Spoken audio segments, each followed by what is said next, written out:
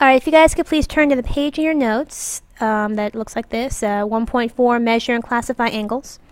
Alright, an angle. I think most of you guys already kind of know what an angle is. An angle looks something like this. There's two different rays that share an endpoint. Okay? I'd like to draw your attention to this symbol that I drew here. This means angle. This is my shorthand for angles. Anytime I draw something that looks like this, think angle. Alright? Alright, the sides of an angle, these are the sides of the angle. This and this. Okay? In an angle, the rays are called the sides of the angle. Okay? Now, the corner is called the vertex. Okay? So the endpoint that the two rays share, that is the vertex of the angle. Alright. Okay, the measure of an angle. At some point this unit, we're going to be doing a protractor activity in which I'll have you guys measure different kinds of angles. For now, just write down this definition and the different kinds of angles. I'll draw you guys some pictures, but we will be going over. We will be going more in depth in how to measure angles later this unit. This definition is kind of long, so feel free to pause the video here if you need to. Okay. A couple notation things I would like to point out. In angle AOB, when you name an angle, you're generally going to be using 3 letters. You can use 1 letter in certain circumstances, but in this case we're going to be using 3 letters. Angle AOB, the O, because O is the vertex, O has to be in the middle. You could call it angle BOA instead. So angle AOB or BOA is fine as long as the O, the vertex, is in the middle. Rays OA and OB can be matched 1 to 1 with real numbers from 0 to 180. Alright, I'm going to attempt to draw a protractor here. Okay, this is my attempt at drawing a protractor. Protractors look kind of like this. They have numbers from 0 to 180 along the semicircle, 90 being right in the middle. And so when you measure an angle, you can measure it kind of the way you measure a segment with a ruler. We will be doing this activity in class, so for now you can just draw a picture of what I'm talking about. Acute angles are angles that are less than 90 degrees. Once again, this little symbol is angle. The little circle next to the number represents degrees. I think most of you guys know that, but just in case someone doesn't. Alright, a right angle is an angle that measures exactly 90 degrees. Okay? An obtuse angle, which is what I happen to have drawn here, is an angle that measures between 90 and 180. Okay? Okay, a straight angle is an angle that looks pretty much like a straight line. It's an angle that measures exactly 180 degrees. So, straight line. Congruent angles, kind of like congruent segments, these are angles that have the same measure.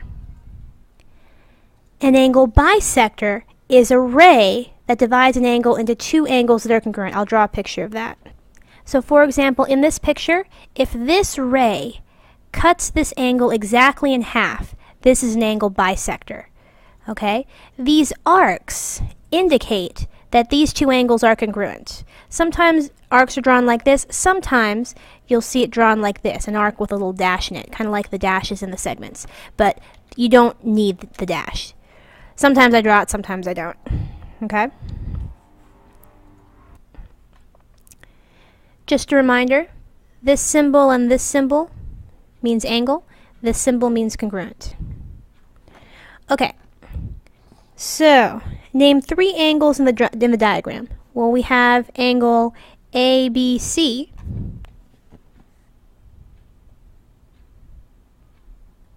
Or we could call it angle CBA.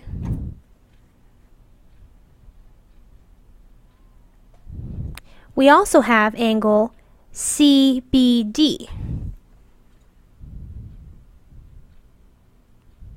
Remember, the vertex always has to be in the middle. That's why my B is always in the middle. CBD could also be called DBC.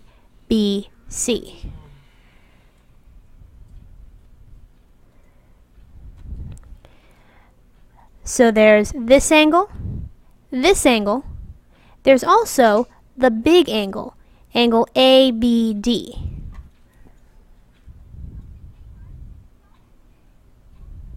Or we could call it angle DBA, as long as B is in the middle, because B is their vertex.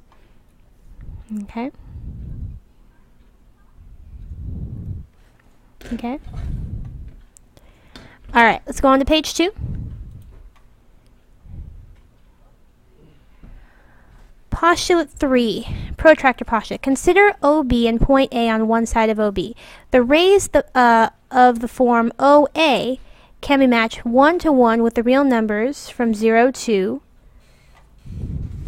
180. Okay, the measure of angle AOB is equal to the absolute value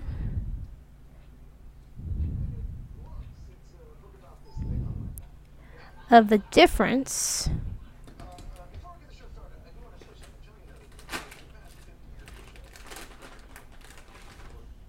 between the real numbers for OA and OB. Okay, in this case, it looks like 113 degrees, roughly. Example 2. Use the diagram to find the measure of the indicated angle, then classify the angle. All right. Angle WSR. Angle WSR would be this angle here. Okay.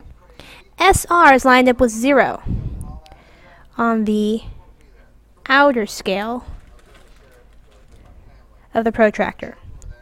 SW passes through 65 degrees on the outer scale. We call it the inner scale and outer scale because this scale is on the outside and this scale is on the inside. Okay? So the measure, this little m means measure. The measure of angle WSR is 65 degrees. It's between 0 and 90 degrees, so it is an acute angle.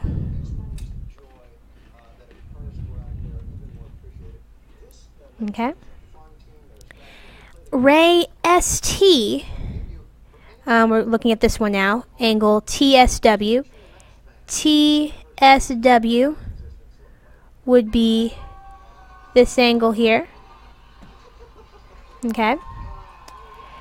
ST is lined up with 0 on the inner scale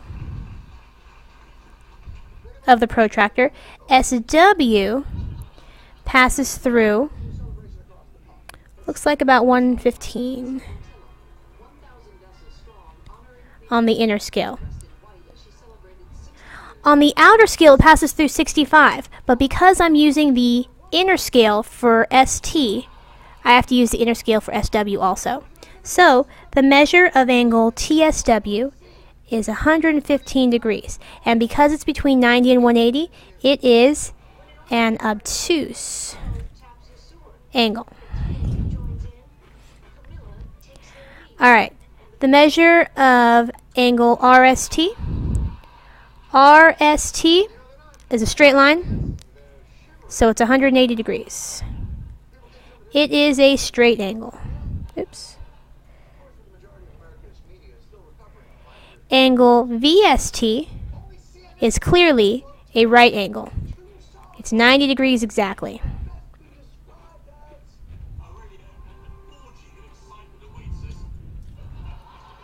Okay. All right. For this checkpoint, I think you guys can do these on your own. Go ahead and pause the video here if you like. Let's go on to page 3. Okay, postulate 4, angle addition postulate. If P is in the interior of angle RST, then the measure of RST is equal to the sum of the measures RSP and PST.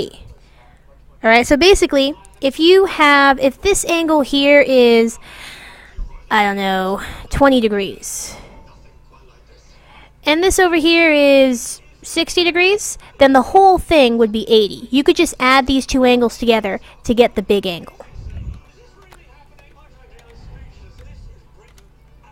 Okay. some measures of angles RSP and angle PST. Okay.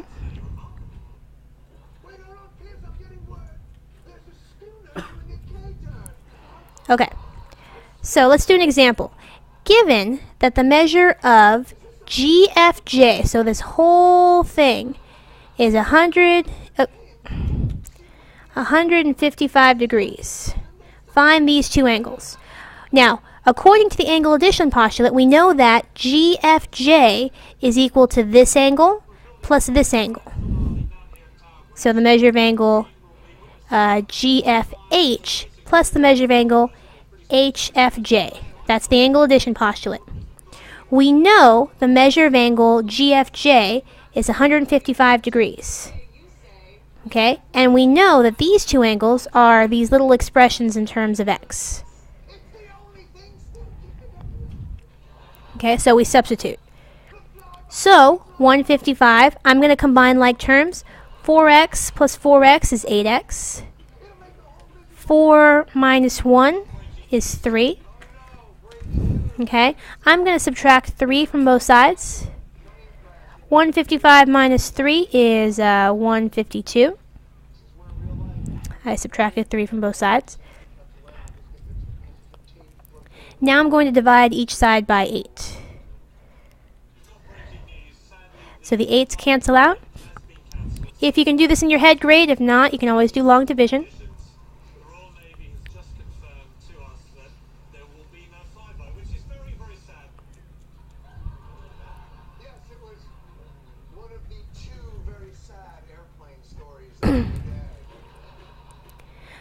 Okay, so we solved for x, but that's not what the question's asking for. They want us to solve for the actual angles. So we've got to plug it in.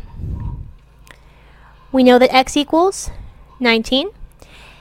GFH is, let's see here, 4x plus 4. That's what it says here. So I can plug in 19. 4 times 19 plus 4.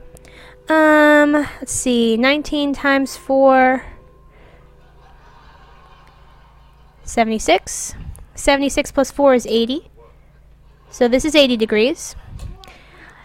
HFJ is 4x minus 1.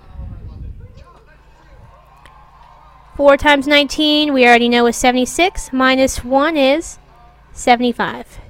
So the measure of angle GFH is 80 degrees, and the measure of angle HFJ is 75 degrees. And if you add them together, you get 155 degrees, which is what it should equal. Alright, go ahead and do this checkpoint. You can pause the video here. Let's go on to the last page. Identify all pairs of congruent angles in the diagram. Okay, so first of all, if you look at the arcs, angle P is congruent to angle N because each of them have one arc. Okay? Angle L has 2 arcs, so does angle M. So these 2 angles are also congruent. Okay? Now, if angle P is 120 degrees, what is angle N? Well, if angle P is, because angle P is congruent to angle N, that means the measure of angle P equals the measure of angle N. Once again, this little m indicates measure. So, the measure of angle N is also 120 degrees. Alright? Okay, example 5, last example. In the diagram at the right, WY bisects, that means it cuts in half, this angle. XWY is 29 degrees. Find XWZ. Okay, so this is 29 degrees and it's bisected. So this is also 29 degrees. By the angle addition postulate, the measure of angle XWZ equals the measure of angle XWY plus the measure of angle YWZ. Remember, the W has to be in the middle because the W is the vertex. Because it bisects XWZ, we know